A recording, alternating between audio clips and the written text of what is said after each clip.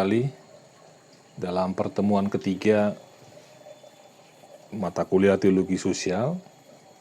Nah, topik kita dalam pertemuan ketiga ini adalah humanisme sekular.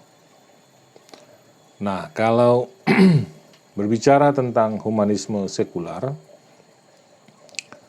ini tidak bisa kita lepaskan dari dampak yang diakibatkan oleh pencerahan dan sekularisme. Nah, gerakan pencerahan pada abad ke-18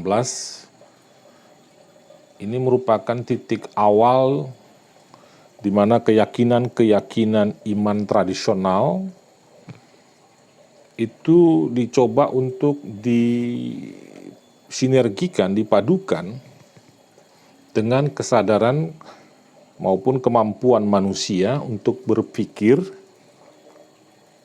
untuk meragukan, dan mungkin untuk berbeda pendapat. Jadi, humanisme sekular itu memberi ruang yang sangat besar terhadap perbedaan pendapat, kemudian kemampuan berpikir manusia, dan meragukan segala sesuatu. Nah, di dalam perkembangan pemikiran selanjutnya, penekanan pada aspek-aspek manusiawi dan keduniawian itu berkembang semakin kuat hingga lahirlah humanisme sekular itu. Nah, humanisme sekular itu memang mirip dengan humanisme yang diinspirasikan oleh Friedrich Nietzsche, di mana humanisme itu kan sangat menekankan kemampuan, kehendak, dan nalar manusia, serta komitmen etis, estetis untuk mewujudkan ideal yang nyata itu. Nah, humanisme sekular memang terkesan tidak berkonotasi agama. Jadi artinya tokohnya bisa saja seorang ateis seperti Bradloch atau agnostik skeptik seperti George Holyoake. Tapi bagi mereka sendiri pun memang ilmu pengetahuan yang benar itu bisa juga menyangkut pertanyaan tentang Tuhan. Tentang Tuhan dan kebakaan jiwa. Nah, humanisme sekular itu mengandung ilmu, moral, dan filsafat hidup. Satu hal yang penting ketika kita berbicara tentang humanisme sekular adalah eupraxopi. Apa itu? Yaitu kebijaksanaan praksis yang berdasarkan etika, ilmu, dan filsafat. Jadi itu yang menjadi istilah yang sering dibicarakan, eupraxopi. Jadi bagaimana kebijaksanaan manusia, komunitas yang praktis, yang dilandaskan kepada etika, ilmu, dan filsafat.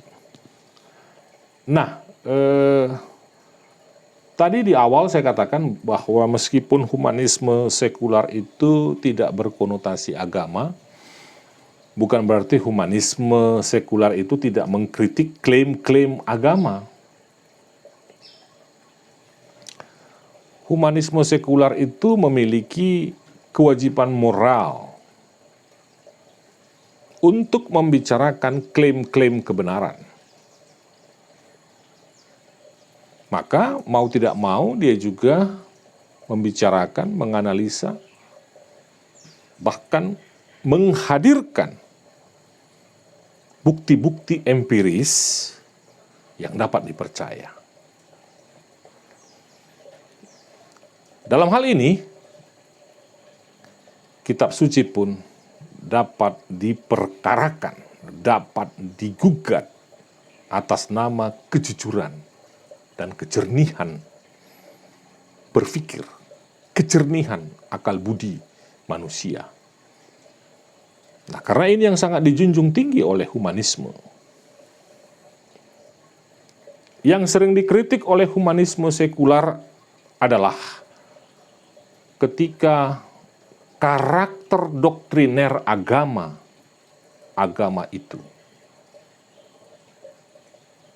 sudah melingkupi, sudah bahkan mungkin menyeret manusia dan lari dari makna hidup bertuhan, beragama, dan bermasyarakat. Kita ketahui bahwa filsafat abad pertengahan itu bersifat teosentris, di mana Tuhan itu diperlihatkan sebagai pencipta alam semesta, dan Tuhan itu menciptakan manusia itu sederajat. Semua manusia itu sederajat.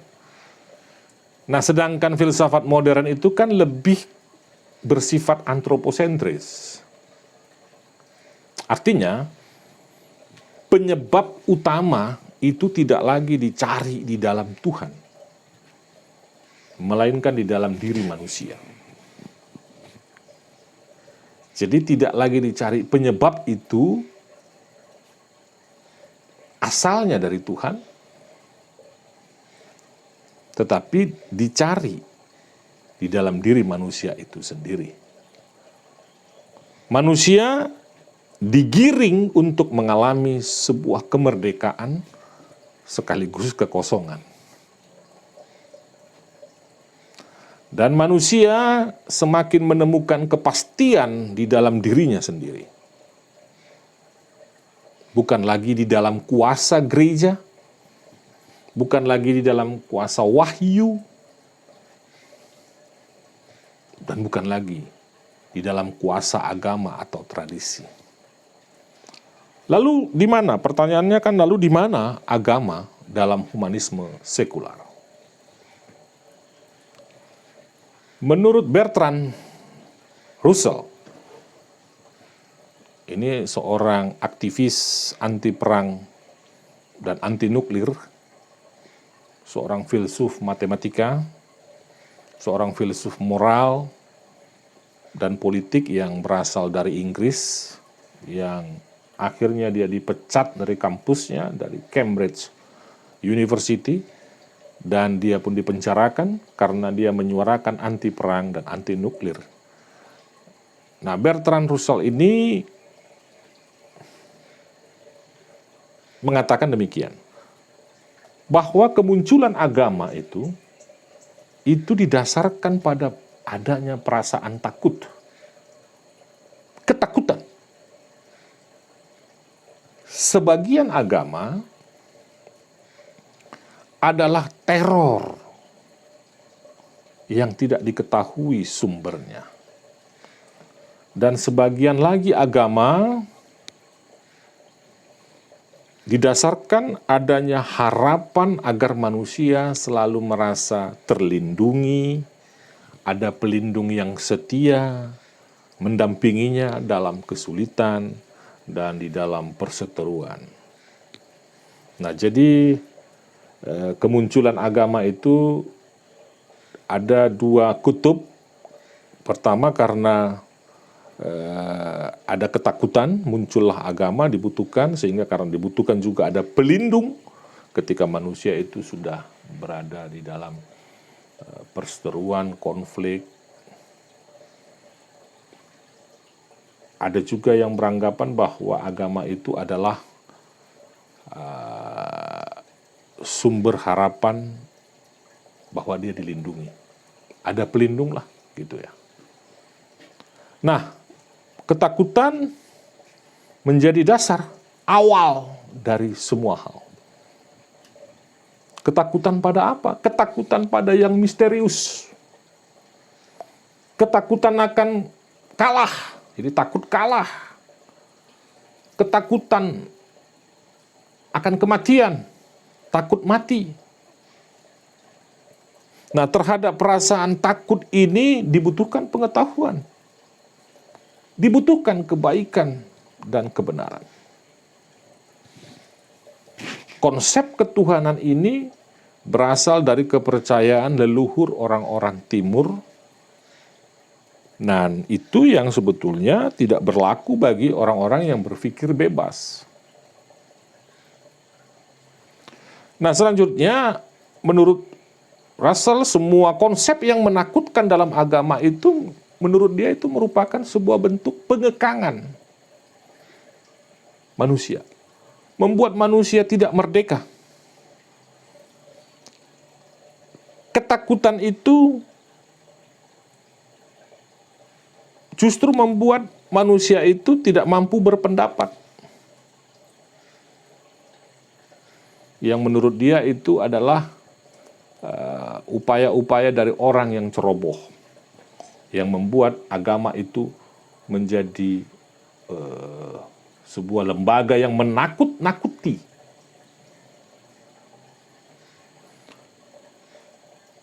Manusia memiliki akal budi, menurut Russell. Manusia memiliki hati nurani, menurut Russell. Akal budi yang dituntun oleh hati nuraninya. Dan manusia harus meyakini kemampuannya untuk menciptakan kehidupan yang sejuk, bukan terperangkap kepada ruang-ruang yang ditawarkan gereja dan bermacam-macam agama selama berabad-abad itu. Ini yang sebetulnya bentuk perlawanan yang dilakukan oleh Bertrand Russell itu terhadap agama. Nah, Russell dalam sebuah tesisnya, dia menulis sebuah esai yang berjudul A Free Man's Worship. Dia mengatakan bahwa agama harus bebas. Bebas dari anasir-anasir. Bebas dari paham-paham gerakan-gerakan yang membahayakan. Misalnya,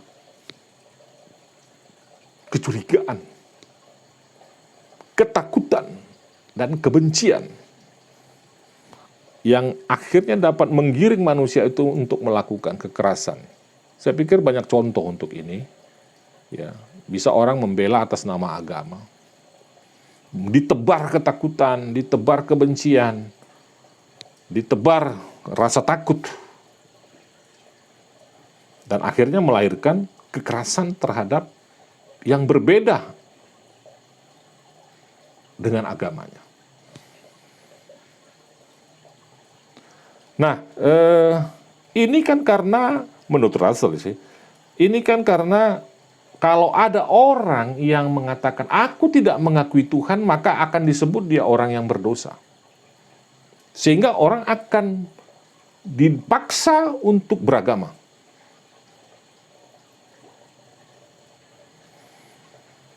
Nah, menurut Russell juga, jika memang Tuhan itu benar-benar ada, nggak mungkin lah kok jadi Tuhan gelisah kalau ada orang yang tidak beragama. Kok jadi mungkin dia kok jadi agak terganggu. Kalaupun ada manusia meragukan, kalaupun ada manusia yang mempertanyakan Tuhan, apakah Tuhan itu juga menjadi gelisah, takut karena diragukan? Nah, ini menjadi pemikiran kita bersama. Sebetulnya cara memahami Tuhan, Allah, bagi kita butuh koreksi nggak sih? Oke. Jadi kalau Russell bilang kalau memang Tuhan itu ada, Tuhan itu tidak akan gelisah. Tidak akan ada kegelisahan jika manusia itu pun mempertanyakan, bahkan menggugat Tuhan itu sendiri. Nah, Terhadap pernyataannya itu, Russell mengklaim bahwa dia adalah seorang agnostik. Pandangan bahwa ada atau tidak adanya Tuhan tidak dapat diketahui. Kalaupun memang ada, oke lah. Kalaupun ada banyak agama, ada banyak agama di muka bumi ini, bagi dia semua Tuhannya sama. Nah, akhirnya kita akan mempertanyakan, apa sih sumbangan humanisme sekular itu bagi teologi? Bagi teologi kita ini. Saya mencatat ada dua. Yang pertama, teologi kritis terhadap warisan-warisan teologis yang diturun alihkan kepada kita. Ya, warisan-warisan teologi yang diturun alihkan kepada kita itu harus berhadap-hadapan dengan teologi kritis.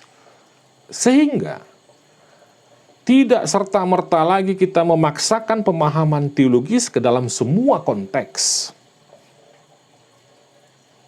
Karena hal itu juga bisa menyebabkan manusia menjadi skeptis.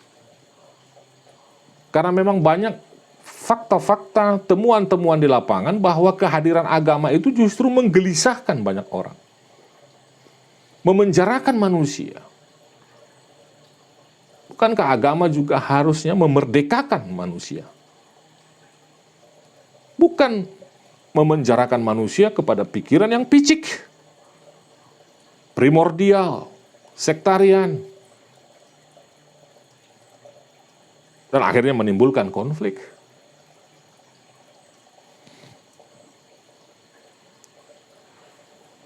Kalau gereja masih seperti ini, saya takut, khawatir bahwa gereja juga akan ditinggalkan kalau akhirnya agama atau gereja juga bahkan lebih kuat pada indoktrinasi tanpa mengenal konteksnya, tanpa melihat di mana, kemana warisan teologi itu akan diletakkan, akan dipahami, akan dimengerti.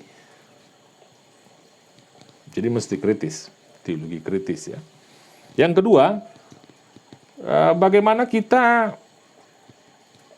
mencoba melihat bahwa agama itu bukan teror bagi manusia.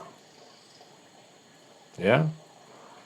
Agama adalah sesuatu kekuatan inspiratif bagi manusia untuk menjelaskan Allah dari pelbagai spektrum berpikir. Jadi silakan saja dari perspektif manapun, silakan Anda melihat Allah itu. Jadi dia merdeka. Jangan nanti ini belum apa-apa karena sudah berbeda cara melihat Tuhan, sesat, berdosa. Padahal agama itu kan menjadi salah satu bentuk kompromi kekuatan dari antara kekuatan-kekuatan yang ada. Karena apa? Agama itu bisa berdampak positif. Karena agama itu menjadi sebuah kekuatan yang bisa mengimbangi kekuatan yang absolut. Bisa mengimbangi kekuatan politik, demokrasi, kapitalisme, komunisme, kepercayaan, dan seterusnya.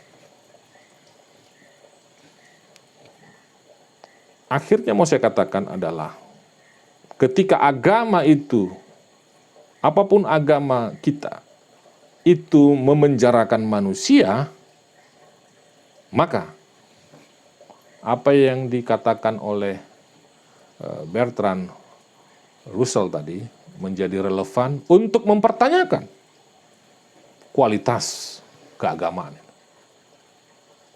Agama harus menjadi media yang bisa menyejukkan dunia ini menjadi sejuk. Letaknya bukan pada indoktrinasi yang semu, yang tidak jelas, menakut-nakuti orang. Jadi gereja jangan suka nakut-nakutin orang. Kalau Anda nanti jadi jadi pekerja atau pelayan, jangan takut-takutin jemaat. Tapi berikan jemaat untuk berpikir juga. Anda menjadi guide, pembimbing untuk setiap orang bisa melihat Allah itu di mana saja. Jangan ditakut-takutin, diiming-imingin ya. Itu nanti hanya gombal semua nanti jadinya. Ya. Di pertemuan kedua yang lalu kan saya katakan bagaimana kita menghadirkan kerajaan Allah, sorga itu, gambaran tentang sorga itu di dunia ini. Ya, jadi jangan terjebak kepada menakut-nakuti. Kalau ada gereja yang masih juga menakut-nakuti jemaatnya, saya rasa bukan gereja. Terima kasih.